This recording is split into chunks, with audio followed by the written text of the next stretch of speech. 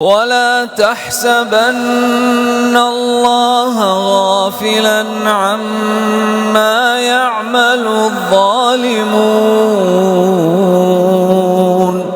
إنما يؤخرهم ليوم تشخص فيه الأبصار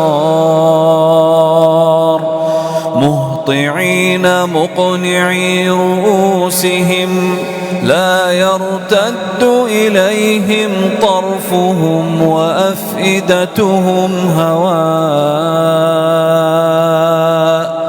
وأنذر الناس يوم يأتيهم العذاب فيقول الذين ظلموا ربنا أخرنا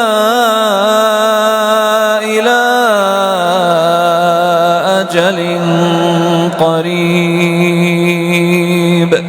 نجب دعوتك ونتبع الرسل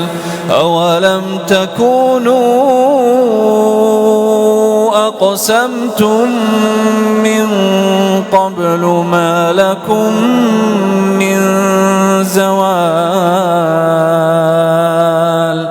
وسكنتم في مساكن الذين ظلموا أنفسهم وتبين لكم كيف فعلنا بهم وضربنا لكم الأمثال وقد مكروا مكرهم وعند الله مكرهم وإن كان مكرهم لتزول منه الجبال